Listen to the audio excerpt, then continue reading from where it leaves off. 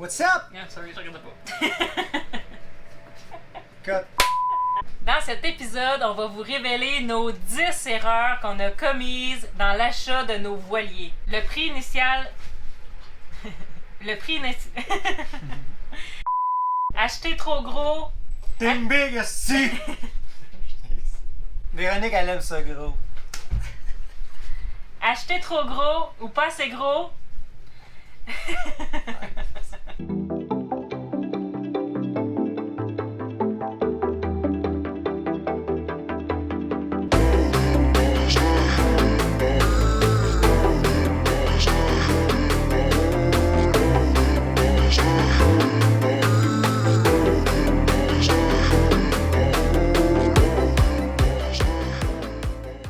Comme vous savez, on a acheté notre premier voilier en 2019. C'était un monocoque custom. Puis on est parti en 2019 pour un tour du monde. On s'est rendu jusqu'au Panama. Puis c'est au Panama qu'on a acheté notre deuxième voilier, un catamaran Fontaine Pajot. Pour ma part, étant autodidacte, c'était parfait de partir sans expérience parce que j'ai toujours appris de cette façon-là. Pour moi, ça a été plus difficile honnêtement parce que moi je suis plus cartésienne. J'aime ça me faire enseigner la bonne façon de faire puis ensuite le faire. C'est sûr que d'avoir eu plus d'expérience avant de partir, ça m'aurait enlevé beaucoup d'anxiété. On voulait partir rapidement puis on n'avait pas les moyens non plus de se payer des gros cours, là. Donc on est parti comme on a pu puis on est rendu ici.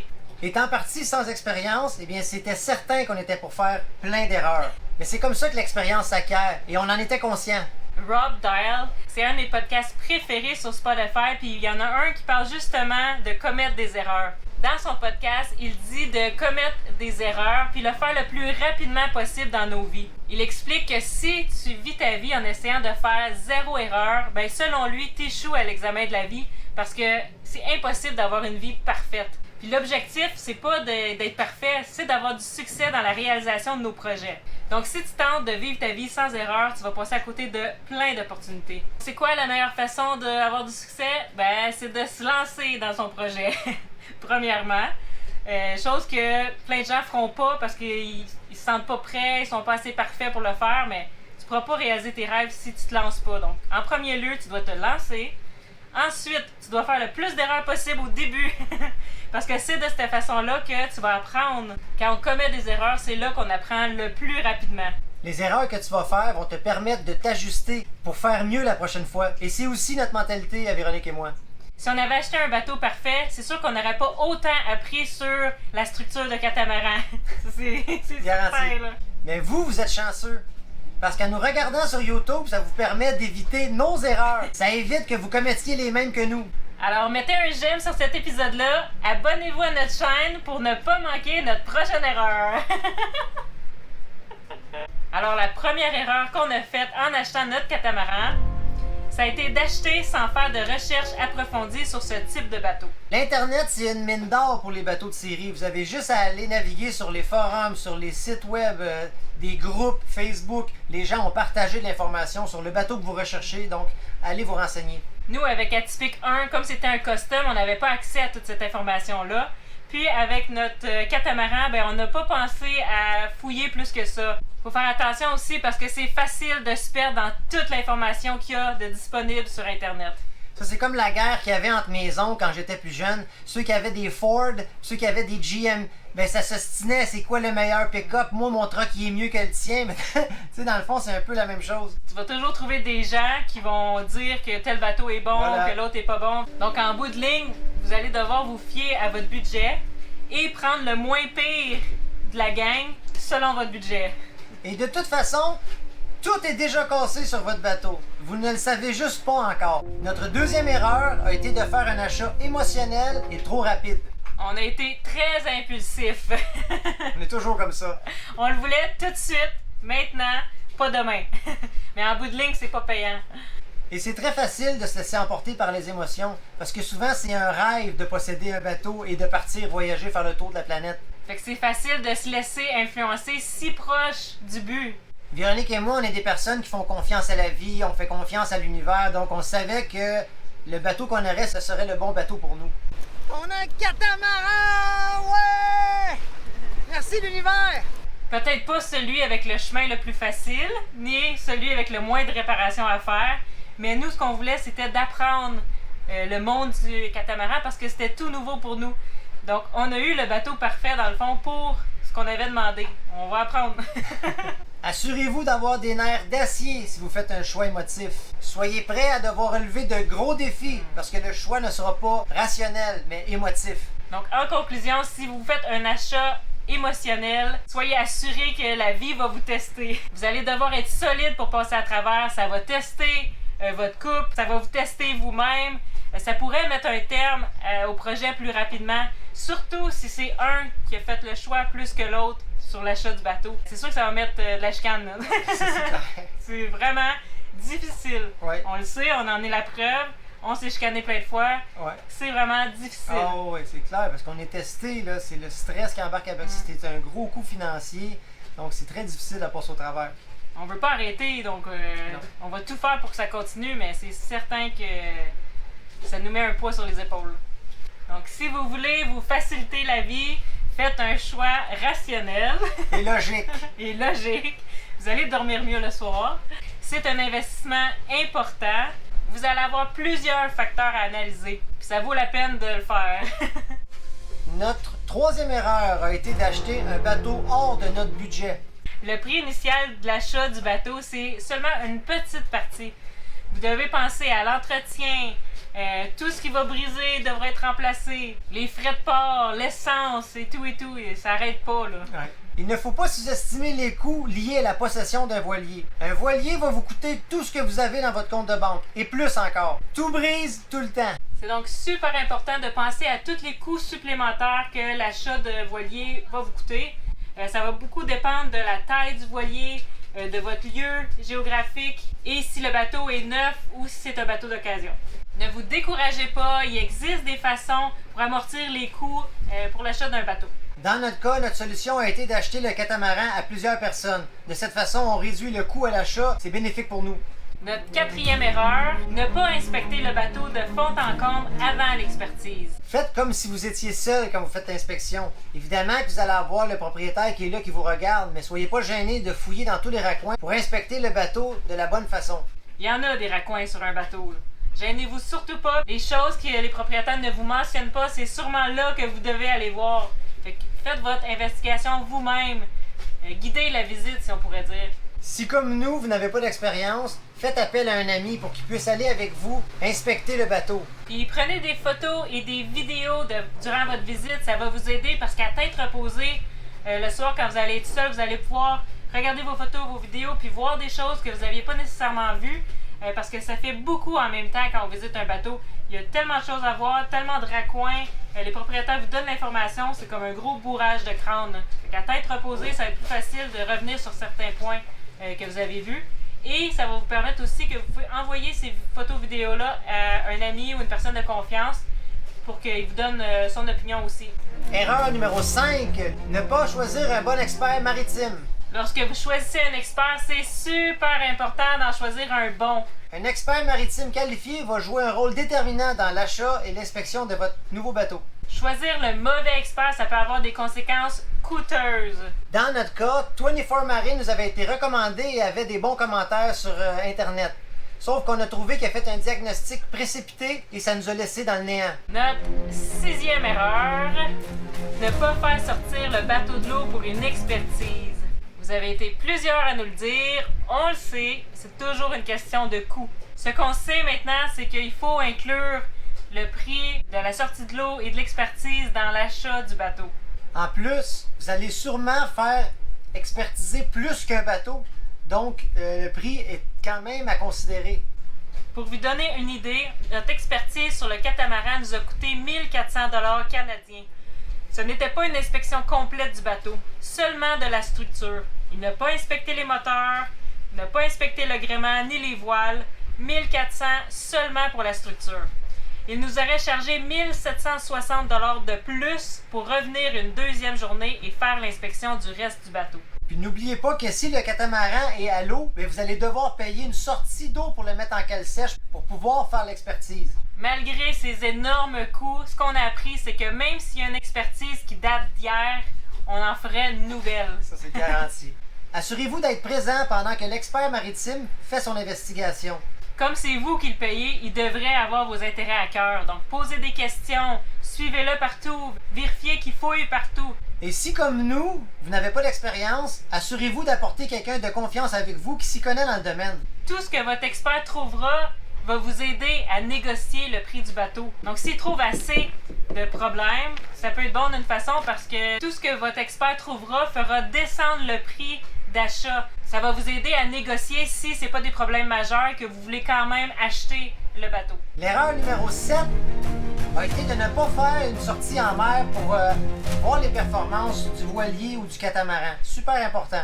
Donc, même si c'est un bateau de série et que vous pouvez aller voir ses performances en ligne, c'est toujours bon d'aller valider que vraiment le bateau fait ces performances-là. Vous pouvez vous assurer aussi que tous les instruments fonctionnent. Vous pouvez poser des questions sur le fonctionnement du bateau.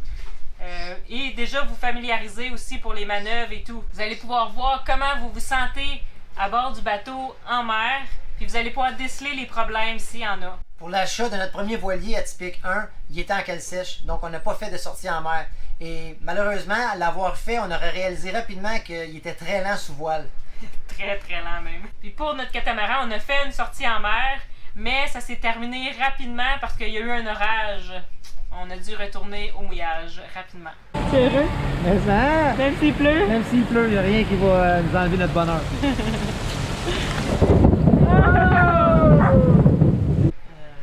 5, 6, 7, 8. La 8e erreur, c'est de penser qu'un bateau qui a fait une ou des traversées d'océan est un bon bateau à acheter. Nous, c'est ce qu'on pensait, mais erreur. En fait, un bateau qui a traversé des océans, c'est plutôt un bateau à faire un refit. Et à réparer. Exactement. Tellement qu'il a subi de stress en traversée d'océan. C'est mieux de prendre un bateau qui a jamais fait de traversée d'océan, mais l'équiper comme vous voulez pour une traversée d'océan. Notre catamaran a fait une traversée d'Atlantique, une traversée du Pacifique et un retour de traversée du Pacifique. Donc 3 traversées océaniques, ce qui est énorme. Nous, on s'était dit, waouh, le bateau il est capable de traverser des océans, c'est parfait, c'est ce qu'on veut. Erreur. Non, non, non, ça veut dire qu'il est dû pour un refit complet. Donc, avant une traversée du Pacifique, ce qu'on a tellement hâte de faire, on n'aura pas le choix et on devra refaire un refit complet d'Atypique 2.0. On va se relever les manches, on va le réparer, puis on va devoir aussi tout investiguer, tous ces systèmes, pour s'assurer que tout va fonctionner pour une traversée de 30 jours en mer. Donc, pour l'instant, on attend le retour de notre ami Louis, en qui on a extrêmement confiance, et c'est lui qui va nous aider à entreprendre ces réparations. On fait des trous. On fait des trous dans notre bateau. C'est ça. C'est qu'on commence toujours en haut de la ligne d'eau, c'est préférable. On va débuter les réparations structurelles du bateau en octobre, dès que Louis est de retour. Donc, on va sortir le bateau de l'eau, et à la marina de Linton Bay, c'est là qu'on va entreprendre les travaux. Erreur numéro 9. Mal évaluer nos besoins présents et futurs. Acheter un bateau trop gros ou pas assez gros, c'est une erreur assez commune. Puis c'est une erreur que vous ne pouvez pas changer. Vous ne pouvez pas changer la grandeur d'un bateau, là. C'est un des seuls trucs que vous ne pourrez pas modifier. Quand vous vous lancez dans ce style de vie, ça va être difficile de tomber sur le bateau parfait dès le premier. Donc, vous allez avoir plusieurs bateaux au courant de votre vie. Ça, c'est garanti. Oui, parce que c'est difficile d'évaluer nos besoins quand on n'a aucune idée. T'sais, on pense que c'est pas grave s'il n'y a pas telle affaire. Voilà. C'est pas grave ça. Voilà. Mais au bout d'un certain temps, on dirait que les irritants deviennent de plus en plus prononcés. Ouais. Et c'est là qu'on réalise qu'on n'est pas dans le bon bateau ou que nos besoins ont changé Aussi, voilà. ou évolué en cours de route. Dernière erreur, erreur numéro 10. Ne pas poser assez de questions. Quand vous visitez votre bateau ou quand vous parlez avec les propriétaires, posez le plus de questions possible. Il n'y a pas une liste qui va être assez longue. Donc, on a fait une liste de quelques questions importantes à poser aux propriétaires. Puis, idéalement, posez-les par écrit. En fait, vous voulez avoir les réponses par écrit. Un, pour votre mémoire, mais 2 aussi comme preuve que ça a été dit. Les écrits restent, les paroles s'envolent. Est-ce que les vendeurs ont quoi que ce soit à déclarer sur la situation du bateau? Quelles sont les réparations ou les améliorations qu'ils ont faites durant les dernières années? Qu'est-ce qui devra être remplacé prochainement? Est-ce qu'il y a des infiltrations d'eau en ce moment? Est-ce qu'il y a déjà eu des infiltrations d'eau par le passé? Est-ce que c'est la ligne d'eau originale du bateau? Parce qu'avec ça, vous pouvez savoir si le bateau est en surpoids ou s'il est correct.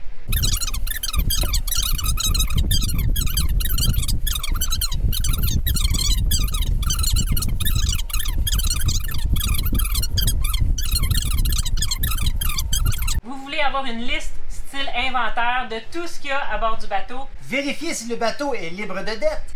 Assurez-vous que le propriétaire vous partage tous les surveys qu'ils ont déjà fait dans le passé. Puis s'il y avait des points à réparer ou améliorer, que ça a été fait. Dépendamment dans quel pays vous achetez le voilier, assurez-vous que vous avez les papiers en bonne et due forme pour naviguer dans ces eaux-là. Donc, en conclusion, moi et Véronique, ce qu'on a découvert, puis ce qui est super important, c'est que dans le prochain achat de notre catamaran, on va être Fatigant! Puis vous devriez l'être aussi. C'est un achat super important. Ah, oui. Puis vous voulez pas vous retrouver dans les problèmes qu'on a été, parce que je vous garantis que c'est très difficile, puis ça peut mener des tensions, puis ça peut faire en sorte que le projet se termine. Donc prenez pas ça à la légère. Tous les bateaux ont quelque chose, donc c'est normal qu'il y ait des petits trucs à faire sur le bateau. Ça se peut que vous voulez l'acheter pareil, puis c'est correct, mais au moins vous allez pouvoir négocier le prix. Gardez en tête que c'est facile de se faire croire que la décision qu'on s'apprête à prendre est la bonne parce que c'est celle qu'on veut. Donc on va se mentir, on va se convaincre, surtout si on est émotif comme moi et Véronique, on va tout faire pour se dire ce qu'on veut entendre, pour faire l'achat. Tu sais, les genres de citations du genre, ben, on a juste une vie à vivre. Tu sais, tout ça, là, ça va y passer dans votre, dans votre tête. Donc, c'est difficile de pas se laisser tenter, de pas se laisser influencer et de faire un choix rationnel. De rester logique dans votre achat est probablement le plus gros défi auquel vous aurez à faire face, mais essayez quand même. Bonus, on vous partage une 11e erreur. Notre erreur, ça a été de ne pas consulter nos Patreons avant de prendre notre décision pour l'achat de notre catamaran. Alors, à partir de maintenant, on veut impliquer nos Patreons dans nos décisions importantes, puis on va le faire avec nos Zooms. On va maintenant faire des appels Zoom avec nos Patreons tous les mois, donc c'est durant ces Zooms-là qu'on va partager s'il y a quoi que ce soit en cours, puis on veut avoir votre feedback. On veut que vous nous dites, même si des fois ça nous fera pas plaisir de l'entendre, on veut que nos Patreons fassent partie des décisions. Des deux côtés, on va avoir de quoi à s'apporter. Les gens ont de l'expérience sur d'autres domaines qui vont pouvoir nous éclairer et en retour, on va pouvoir vous éclairer sur ce qu'on a appris jusqu'à maintenant. Nos Patreons sont des gens extraordinaires qui nous supportent dans la publication des vidéos sur YouTube. Ils nous permettent d'acheter du nouvel équipement, de changer ce qui brise, de changer les GoPros, de garder à jour l'équipement qu'on a besoin pour filmer les épisodes sur YouTube. En échange, ils ont du contenu exclusif. Entre autres, on leur a donné accès à notre site web qui est en construction. On a un groupe Facebook exclusif pour nos Patreons seulement qu'on partage toutes nos updates, des vidéos, des photos, tout est là-dessus. En plus, nos Patreons ils auront accès à notre budget pour les réparations du catamaran qu'on s'apprête à faire. Restez à l'affût. Tout récemment, on a décidé d'ajouter les 100 noms de nos prochains Patreons sur notre toit rigide. Il nous en reste 94. Alors, merci à nos nouveaux Patreons cette semaine. M. Poix, Marc et Manon, Vincent Roussel, et merci à tous nos Patreons qui sont là depuis le début. La semaine prochaine, on installe notre air clim EcoFlow et on continue de régler des problèmes. Ah, c'est bien le fun.